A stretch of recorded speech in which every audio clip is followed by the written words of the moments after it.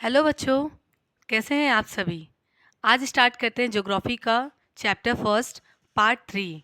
आज हम लोग कुछ टॉपिक के बारे में समझेंगे, जैसे कि सस्टेनेबल डेवलपमेंट क्या होता है, रियाओडी अर्थ समिट क्या होता है, उनके बारे में समझेंगे। आज ये कुछ इंपॉर्टेंट टॉपिक है जिनसे कि आपके बोर्ड में क्वेश्चन पूछे जाते हैं। या तो आपके एमसीक्यू में क्वेश्चन पूछे जाए, या तो शॉर्ट क्वेश्चन 1-2 नंबर का क्वेश्चन पूछा जा सकता है आपसे। चलिए अब आगे देखते हैं हम लोग सस्टेनेबल डेवलपमेंट।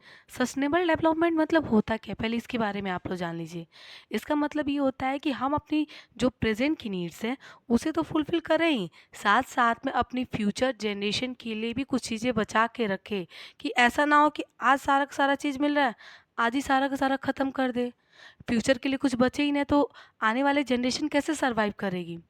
अगर मान लीजिए आज ही अगर क्रूड ऑयल वगैरह हो गया, अगर लोग इसका ज़्यादा मिसयूज़ करते हैं, तो क्या अगर आज ख़त्म हो जाएगा तो फ्यूचर में लोग इसका यूज़ कैसे करेंगे, उन्हें मिलेगा कहाँ से पेट्रोल डीजल यूज़ करने के लिए। एक और एग्जांपल बताते हैं जिससे आप बहुत इजीली समझ जाएंगे।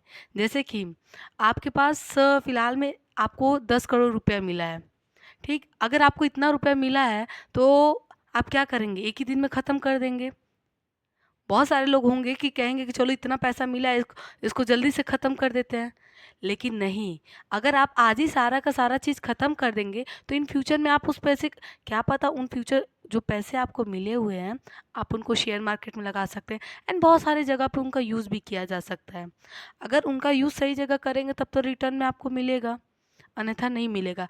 इसी तरीके से अगर आप अपने प्रेजेंट जो नीड्स हैं अगर उसको सेटिस्फाई कर लेते हैं बिना डैमेजिंग, अगर हम अपने इन्वायरमेंट को बिना डैमेज किए अगर कोई भी चीज़ रिसोर्सेज अगर हम यूज़ करते हैं तो उसे ही हम बोलते हैं सस्टेनेबल डेवलपमेंट। जैसे कि यहाँ पे लिखा हुआ है फ्यूचर जनरेशन, फ्यूचर जनरेशन के लिए नीड्स क्या करनी है, सॉरी फ्यूचर जनरेशन के लिए रिसोर्सेज हमें बचा के रखने हैं, जो इन लोग की नीड्स कंप्रोमाइज़ ना हो, इन लोगों को भी सभी सभी चीज़ मिले जो आज हमें मिल रही है, इन फ्यूचर में उन लोगों को भी सब कुछ मिले। और कैसे मिलेगी, क्वेश्चन तो ये होना चाहिए। अगर मान लीजिए अगर आप लोग इन्वायरमेंट को पूरी तरीके से ख़राब कर दिए तो आने वाला जो टाइम है वहाँ पे पॉल्यूशन तो बहुत ज़्यादा होगा। क्या पॉल्यूशन ज़्यादा होगा तो उससे लोगों को सर्वाइव करने में दिक्कत होगी कि नहीं होगी। जैसे कि आप सभी जानते हैं कि अभी इस समय क्लाइमेट का बहुत बुरा इफेक्ट पड़ा है। क्लाइमेट का अगर बुरा बुरा इफेक्ट पड़ा पड़ा है तो उससे क्या हो रहा है, इससे गर्मी बहुत ज़्यादा हो रही है। जैसे कि हाल में ही आईएमडी ने रिपोर्ट जारी किया तो उसमें ये बोला था कि जनवरी का महीना सबसे गर्म महीने हैं। इसका मतलब आप समझ रहे हैं, जनवरी फरवरी ठंडी का दिन है, लेकिन अगर इस टाइम में अगर आपको गर्मी पड़ रही है तो इसका मतलब है कि कुछ ना तो कुछ हम लोग अपने इन्वायरमेंट के साथ छेड़खानी कर रहे हैं।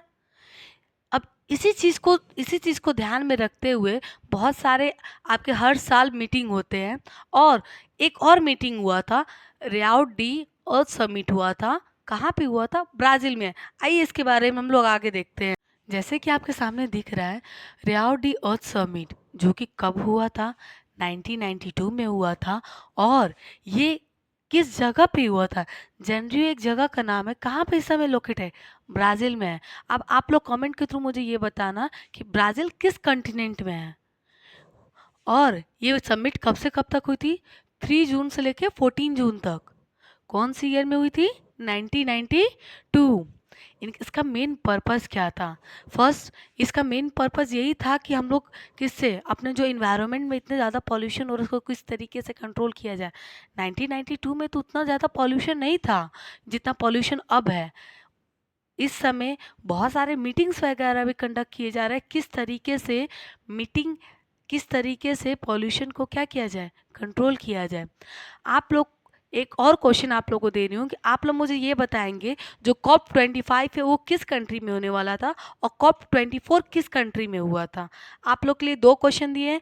पहला क्वेश्चन कि COP24 एंड 25 किस किस कंट्री में हुआ था, एंड ब्राज़ील किस कंटिनेंट में है। आप लोग इस 2 क्वेश्चन का क्या करेंगे, रिप्लाई देंगे कमेंट में। मैं सबका वेट करूँगी आप लोग का रिप्लाई का।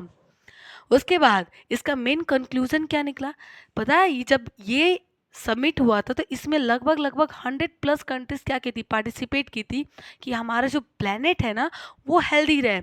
ऐसा ना रहे कि पॉल्यूशन बहुत ज़्यादा, धुआं स्मोक वगैरह रहे। ऐसा रहे कि हमारा जो इन्वायरमेंट है वो क्या रहे, ग्रीन प्लेनेट रहे। सॉरी, जो हमारा अर्थ है वो क्या रहे, ग्रीन प्लेनेट रहे, जिससे कि पॉल्यूशन को क्या किया जा सकता है, कंट्रोल किया जा सकता है। आप सब जानते होंगे कि सरकार का सबसे मेन फोकस किस पे रहता है, पॉल्यूशन को कंट्रोल करना।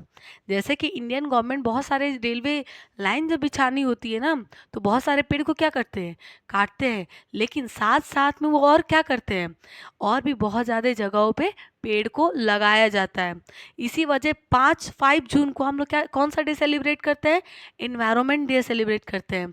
उस दिन क्या किया जाता है, उस दिन ज़्यादा से ज़्यादा लोग क्या करते हैं, पेड़ को लगाते हैं, जिससे कि हमारा क्या रहे, पृथ्वी अर्थ क्या रहे, हेल्दी प्लेनेट दिखे, हरा भरा दिखे, जिससे कि पॉल्यूशन को कंट्रोल किया जा सकता है। जब कोरोना वायरस का टाइम था, जिस समय लॉकडाउन था, उस समय आप सभी को पता होगा कि उस समय जो आपका पॉल्यूशन था ना, पॉल्यूशन का रेट काफ़ी कम हो गया था। उस समय पॉल्यूशन बहुत ही कम हो गया था। लेकिन अब क्या है, अब पॉल्यूशन दिन प्रतिदिन बढ़ते जा रहा है। अगर पॉल्यूशन को अगर अभी कंट्रोल नहीं किया गया ना, रियलिटी ये है कि आने वाले टाइम में गर्मी इससे ज़्यादा ही बढ़ सकती है। बारिश नहीं होगी, टाइम से बारिश नहीं होगी, तो फिर फसल पे भी इफेक्ट पड़ेगा। मीन्स अगर इन क्लाइमेट चेंज हुआ तो इसका इफेक्ट बहुत बुरी तरीके से सबके ऊपर पड़ेगा। आज के लिए इतना ही। आपको 2 क्वेश्चन दिए, उस 2 क्वेश्चन का आप लोग जवाब भी दीजिएगा। Thank you. पहले आप लोग इसको नोट डाउन कर लीजिए। Thank you so much.